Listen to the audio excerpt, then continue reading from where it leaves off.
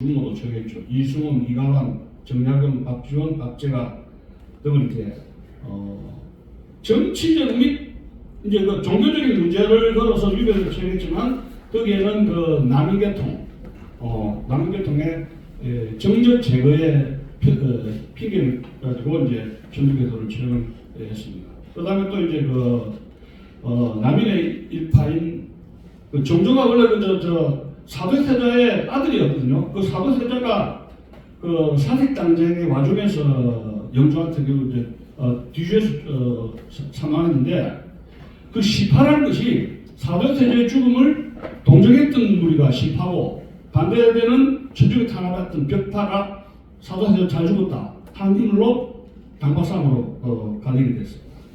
그리고 또한 기회사업, 병호사업이 있었죠. 1839년, 1840년 계속했습니다. 또 아편전쟁을 보면 영국하고 이제 그 청나라하고 전쟁이 붙었는데 이때는 이미 1800년 들어서면서 소위 그 임페리얼리즘, The Age of Imperialism, 제국주의 시대를 해가지고 본격적으로 유럽의 일방들이 산업화를 해가지고 아시아, 아프리카, 이 남미, 북미 아메리카 대륙으로 이 총칼을 함대, 그다음에 군함, 그다음에 그 앞장세운 것이 선교사들 미시너리죠. 가톨릭 신부 선교사들을 앞세워가지고 제국주의 침탈했던 것이 1840년대입니다. 아편전적으로 1차, 2차 영국하고 청나라하고 붙었는데 청나라가 완패를 했습니다. 그때 일본이 한국하고 일본은 계속 조공무역을 중국에 바쳤는데 영국이 청나라를 아편전적으로 해가지고 무찌를 가져가서 일본 사람들이 굉장히 약삭빠르지 않습니까? 우리가 붙을 때는 힘 있는 곳을 붙여야 되는 거예요. 그죠? 미국에 예를 들어서 대통령이 취임식을 누가 당선되면 한국 대통령이 먼저 가는가 일본 대통령이 먼저 가요. 수상이 먼저 가요. 일본이 먼저 가죠. 굉장히 기민한 게 기회에 기민한 게 일본 사람입니다. 딱 아편전쟁에서 영국이 청나라가 깨지는 거 보니까 아이고 이거 청나라하고 손 떨어야 되겠다. 어디? 그 인생나라 영국에 붙어야 되겠다. 영국이 뭐가 있느냐? 그래서 일본은 청나라하고 손을 끊어버렸다. 이렇게 근대화해야 되겠다. 일본을 자극하고 기술 혁신을 하게 되는 것이죠. 그런데 아편전쟁에서 왜 청나라가 패했는가에 대해서 조선 정부는 거기 가면 이제 일본은 직접 기자들 보내가지고 이렇게 완치했단 말이에요. 이렇게. 근데 한국은 전쟁이 어떻게 벌어지고 깨졌는가, 청나라가 깨졌는가를 조선 정부의 보고서를 통해서 판매하는 거예요. 청나라가 어떻게 해서 봐줬다든지 어쨌든 기술이 어떻게 해서 그 왜곡된 보고서를 가지고 청나라가 봐주는가 봐 해서 굉장히 안일하게 생각하면서 조선이 청나라에 대한 의존이 심화됐고 아무런 대응을 갖추지 못했습니다. 지금 여러분, 지금 우크라이나하고 러시아하고 전쟁이 우리에게 주는 메시지가 뭐예요? 전쟁사 쪽으로 드론 전쟁입니다. 탱크 항공모함 100대, 1000대, 500대, 1000대 드론으로 하면 항공모함이라든가 탱크 있잖아요. T-30만 탱크와 항공모함 고철덩어리 돼버린 거예요. 드론 전쟁. 지금 탄핵이 뭐니 할 거 이거. 지금 드론 전쟁 대비를 해야 되는데 대한민국은 뭡니까? 여자가 폐막 쓰지 다 맞죠? 이게 옛날에 사립당경 DNA라는 말이 있어요. 피가 터집니다. 지금 관세전쟁 알죠? 드론의 관세전쟁. 근데 여기서는 탄핵이 되니 안 되니? 국민 언제 붙고? 조선시대의 사립당경 시대로 좀 컴백한다 이런 거 있어요. 그럼 교회가 뭘 해야 됩니까? 새끼 가서 으쌰으쌰하고 물론 그거 해도 좋죠. 우리 성직자들은 공부를 해야 돼요. 아멘. 왜 이 나라가 이렇게 문제가 됐는가? 교회 정인들이 왜 안 오는가? 100년 전에 교회는 제가 눈에 있지만 잉글리시 스피킹, 초콜릿도 그거 가면은 천진문물이 있습니다. 거기 가면 영어 헤럴드가 있었고 선교사들이 외국에서 모든 일어난 젊은 일이 들으니까 야 우리도 나도 미국 가야 되겠다. 교회 가면 뭐든지 눈이 뜨이더라. 귀가 밝아지더라. 그리고 교회 오면 뭘 얻습니까? 지난번에 와서 제가 피를 좀 훌쩍하게 얻어먹었습니다만 맛있대요. 매력이 뭐냐 이게. 교회가 주는 신세대에 주는 매력이 뭡니까? 교회가 나를 도와줄 수 있다. 교회가 내가 욕심으로 내가 동기가 되어서 내가 위대한 일을 될 수 있다. 그런 동기부여가 됩니까? 교회에서 What can we do? 교회가 이 역사의 메시지에게 국민들에게 민족에게 뭘 지시합니까?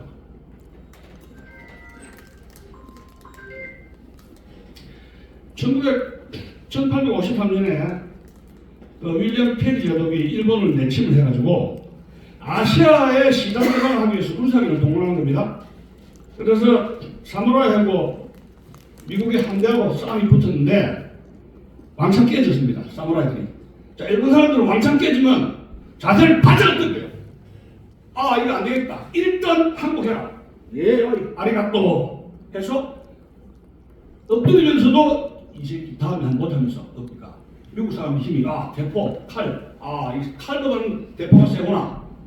굽히면서 서양 미국의 기술을 영어를 받아들이는 게 이게 일본 사람들의 고조예요. 그래서 1854년에 미일 조약을 체결했고 일본의 문호 개방이 있었습니다. 시간을 버는 거죠. 그 다음에 1858년에서 1862년에 프랑스 인도차이나 전쟁이 있습니다.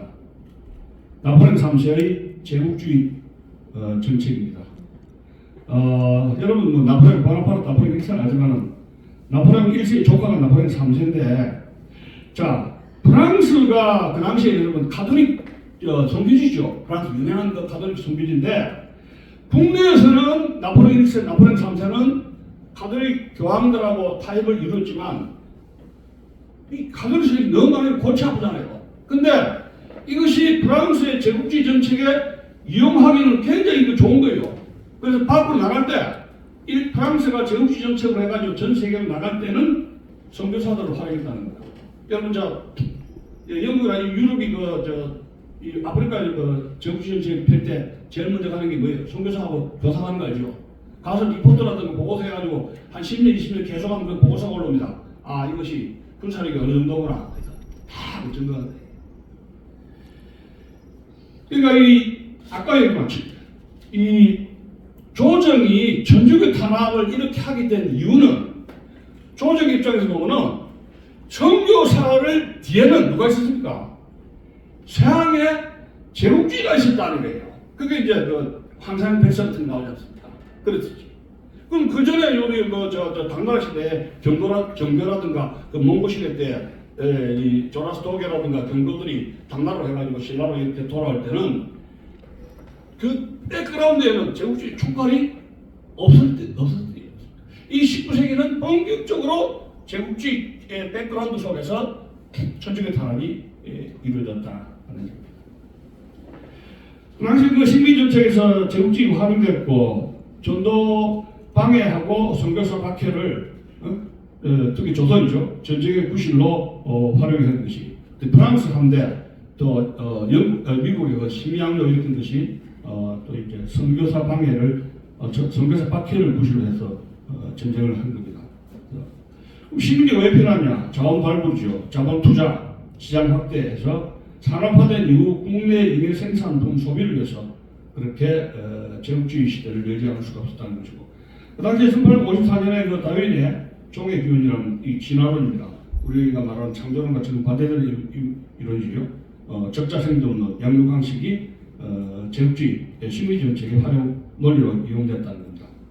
자, 이때 그 전주교 탄압, 조정의 전주교 탄압의 가장 그 선호에 피를 묻힌 인물이 여러분도 알다시피 그 대원군입니다. 흥선 대원군이라고 9년 6개월 정도 했는데 근데 본불 10년이라는 타이틀이 여기서 외치게 됩니다. 1863년부터 10년 동안에 했는데 정치적인 정책이 나옵니다. 소원 폐쇄. 이 소원을 왜 폐쇄했냐? 그 서울에 앉아가지고 순수하게 공자명자 하는 것도 좋아요. 타당을 지어서 뭐예요? 그 공자명자의 논리를 가지고 조정에 나가서 정적을 제거하는 데 이용한다는 얘기예요. 우리나라 이거 법을 가지고 정쟁을 하잖아요. 법을 가지고 그죠? 그거 아마 소원 때 근데 예를 들어서 왕의 엄마가 죽었는데 상복을 몇 년 입으니까 제사를 몇 년씩 해야 되냐? 이거 1년짜리 하죠. 아니야! 이 자식 부충하게 3년 해!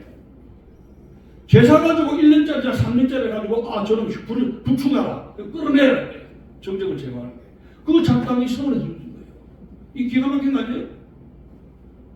그 다음에 외세 격퇴라고, 외세, 전주에 하나죠. 세국 정치에 왕권합니다. 또 당권 발행을 했는데 결국 실패를 하고 말았습니다. 병인 박해가 있습니다. 1865년부터 60년 사이에 병인 양로 1860년 프랑스한테 로스 제독이 돌아서 종족 상속에서 이 전투가 벌어지는 것입니다. 프랑스 신부가 와가지고 결국 전주에 박해당했죠. 또 대원군이 아버지가 남영군입니다. 남영군을 이장해서 그게 만들었는데 그 오페르토라는 독일 상인이 와가지고 이 도구라는 사건이 벌어졌는데 대원군이 이제 대노하고 이것이 또 전주의 박해의 원인이 됩니다. 이 털한 책을 보면은 풍수지리 털을 보면은 남영군 이 대원군이 권력을 잡기 위해서 저 풍수지리학자 사람들 가가지고 아버지 이장을 해야 되는데 어느 토가 전노야 해서 권력이냐 돈이냐 했는데 권력을 잡아야 되겠다. 그러는 여기가 어디에 있습니까? 그쪽에 있습니다. 충남에 예산 근처에 있습니다. 예산 제가 가봤습니다만은 그런데 그리고 이장을 하라 했습니다. 이장을 한 뒤에 어쨌든 간에 발목이 됐는가 고종이 집권하는 그런 경우가 있었죠. 자, 또 1868년 명치유시입니다. 독고강 막부에서 천황제 권력을 이동했고 일본 근대국가로 우리나라보다 앞서게 되었습니다. 또 1871년에 신미양요라고 미군을 강화도에서 대원군이 격퇴를 했고 1875년에 강화도 요약을 체결합니다. 이게 중요한 거죠. 일본의 중요한 항구대왕입니다. 원산, 부산, 인천, 무관세로 해서 들어오게 되고 자료를 보면 이렇게 이제 강화도 조약을 체결해가지고 일본에 개항하는데 일본 상품이 메이드 인 재팬이죠. 막 들어오는데 전혀 경쟁이 안 되는 거예요. 관세가 없습니다. 외국인들도 취해볼 것도 있죠. 그래서 국내 시장을 완전히 장악을 하게 됐어요. 자, 그 이후에 제한강국과 공상조약을 체결하는데 미국 1882년이고 그 다음에 영국, 독일, 러시아, 프랑스에서 1886년까지 수많은 제한의 강대국들과 조약을 체결했는데 이것을 체결하게 된 이유는 청나라의 리흥장의 권고에 있습니다. 리흥장이 러시아를 견제하기 위해서 이런 나라들과 조약을 체결하라 했고 또 그 해 1882년에 임원혼란이 일어납니다. 90군대를 홀대를 하고 그 당시에 별기군, 신식 일본군 교관이 있었던 별기군하고 90군대가 있었는데 90군대에 홀대를 해가지고 밀란이 일어났는데 대원군이 거기 사주했다 해가지고 청나라에 결국은 천진하고 보정에 유배를 강제 납치입니다. 청나라의 원색의 납치를 이때 청나라 군대로서 장교로 원색이라는 인물 알죠? 불과 23살이었습니다. 근데 23살인데 이 사람이 조정에 가가지고 완전히 조정의 행동을 좌지우지하고 조정의 남바투맨으로 이런 어마어마한 행태를 했던 그런 것이 있습니다. 자, 뒤에 한번 그때 인물들이 있고 있습니다만 오장의 원색이 마건충 이런 인물들이었고 리웅장의 수하였습니다. 자, 그 다음에 우리가 지금 여기서 나온 것이 개신교가 등장하는 것이 갑신정변이 1884년에 실패한 이후 갑신정변이 실패한 1884년에서 개혁파들이 김옥균, 박영모, 서재필, 서강범 이런 인물들이 갑신정변을 일으켰는데 그 이유는 청나라의 내정 간섭 심화에 불만을 품었습니다만 3.1천하로 끝났습니다. 왜냐하면 1500년대는 원색이 위하의 군대들이 이런 개혁파를 무찌르기 때문에 일본군도 무찌르면서 갑신정변 개혁파의 개혁 정치가 실패로 돌아가게 됐던 것이 백그라운드였습니다. 자, 여기 지도 보면 19세기 서불여강의 아시아 침략이 있습니다만은 우리나라는 조선이죠. 일본은 대비해야 되겠다 하겠습니다만은 조선은 개항의 준비를 전혀 하지 못했습니다. 그러면 어떻게 해야 되느냐? 그 전에 정조가 죽은 뒤에 1800년 죽은 뒤에는 무조건 외세를 내치면 문만 싹싹 걸어가고 서학이든지 천주교든지 이상한 책을 가지고 오든지 일본이라든가 청나라에 들어가서 이상한 샤라샤라 하든지 짱깨 이야기하든지 어쨌든 외세 것만 공자맹제 사상 외에는 모든 것을 내치면은 어쨌든 되겠지. 이게 세국 정책입니다. 이런 식으로 되겠다. 답답한 이야기죠. 국내 배경을 한번 볼까요? 조선 조정에 천주교 탄압이 본격적이 되는데 개항 절대 반대 세력이 위정 척사파입니다. 그 유학이죠. 성리학 주작으로 해서 주종한 살인파입니다. 대표적인 게 이항로라는 인물. 서학. 이 서학이라는 것이 더 이상하죠. 천주교라든가 서교라는 뜻이 있고 서양의 과학, 기술, 학문 이 두 가지가 의미가 있는 겁니다. 근데 일반적으로 조정이라든가 유림들은 이 서학이라는 것을 이 캐톨릭 서교하고 서학을 어떻게 봅니까? 비빔밥, 짬뽕을 생각합니다. 짬뽕 섞어서. 예를 들어서 그렇죠. 가톨릭은 배제하더라도 서양의 과학기술, 과학기술을 받아들일 수 있는 거 아닙니까? 그런데 이 사람들은 같이 묶어가지고 이적 사교를 해가지고 내친 거예요. 그 비극이 있는 것입니다. 자, 성리학은 정학이고 국가의 임무이기 때문에 일체 혼란이 있어서는 안 된다. 기독의 임무입니다. 이제 그 양반이라든가 상놈이라든가 머슴이라든가 중계급 여러 가지 이런 계급 의식이 있었는데 아무래도 가톨릭에서 주의 주장하는 건 계급 평등이고 지도 계급 양반이 상놈 이런 것을 해체한 그런 그 평등 사상이 있다는 게 굉장히 위험을 가지고 있습니다. 그래서 서학은 뭐냐? 서학 서쪽에서 왔다. 이단이고 사학이다. 사악한 학문이다. 국가 정세의 선을 위협한다. 가장 괘씸하게 생각하는 것은 제사를 거부했다는 겁니다. 제사를 거부했다. 가톨릭에서. 지금 그 제사는 여러분 가톨릭에서는 지금 제사는 허용하고 있습니다. 누구 죽고 이래가지고 그 신이 있죠. 신이.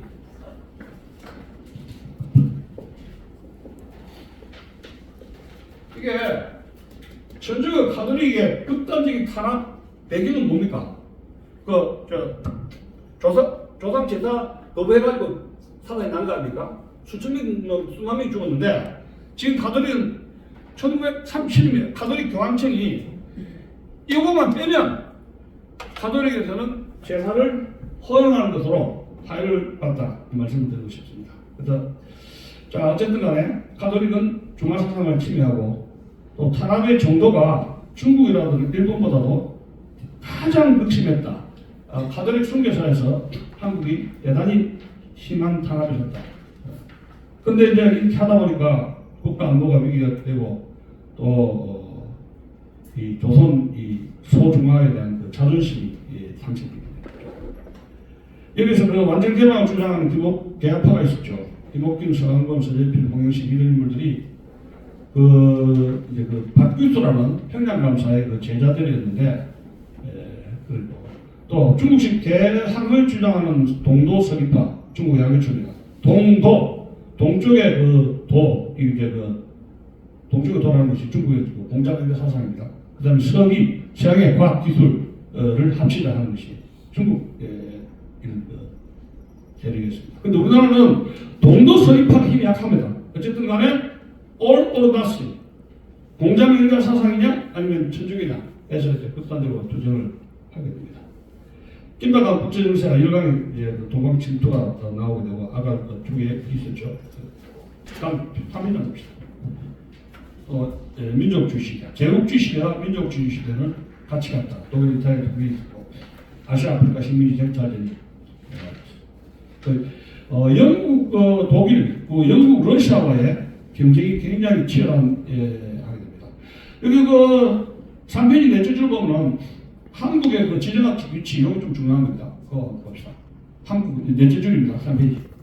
러시아가 이렇게 저렇게 내려올 때 러시아가 발칸반도라든가 유럽에 들어갈 수 있는 부동산 확보를 못하게 됩니다. 그래서 눈이 빨갛게 내가 다 보니까 이게 조선이라는 나라가 있다.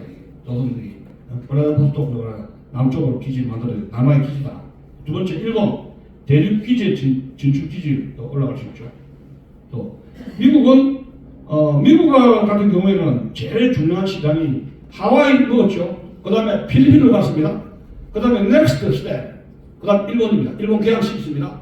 그런데 조선을 보니까 이거 별로 시원찮네 이거예요. 전략적 위치를 일본을 아주 중시하게 됩니다. 미국은 일본을 개항시키면서 일단 배가 부른 상태다. 이 정도면 됐지. 근데 조선의 여러 나라들이 각축을 하고 있습니다. 러시아, 친노파, 친영파, 프랑스, 독일, 일본, 친청, 온갖 세력들이 거기에 조정에 들어와 있는데 일본을 먹었으니까 조선은 먹든지 안 먹든지 관계없다. 배부르다. 전략적 가치는 별로 꽝이다. 지금은 완전히 다릅니다. 그런 생각하게 됩니다. 그 다음에 이제 그 청나라는 이거는 내 땅이야 하면서 눈이 바르게 해가지고 조선 조정을 장악하려는 그런 욕심은 더 눈에 독이 올라온 그런 빨갛게 해서 친천파 세력을 양성하는 겁니다. 지금 부정선거 이슈가 나오고 있는데 지금 총풍이 공산화됐죠. 그 다음에 대만 어떻게 공산화하려 했는데 당일 수교파하면서 이 대만파가 집권하면서 오록이 나버렸습니다. 이거 수사를 해야 된답니다. 수사를. 일단 법원이 지금까지 완전한 포렌식 토론을 한 번도 안 했어요. 대법원 헌재 전부 다 기각을 했습니다. 기각을. 그거는 헌재하고 사법부하고 헌재하고 중앙선관위원회의 저는 카틀이 있다고 봅니다. 아니 그 포렌식에 다시 하면은 다 나와요. 이번에 윤석열 대통령 변호사 측에서 공개한 표하고 그 명단 투표자 명단하고를 맞는가 맞춰보자 했는데 법원이 기각했지 않습니까? 굉장히 심각한 문제가 있습니다. 중국이 세계 부정선거 작년에 오냐지만 작년에 2024년 4월달에 캐나다 부정선거가 터져버렸어요. 그리고 여러분 한 2달인가 3달 전에 트루도 수상이 사표는 알죠?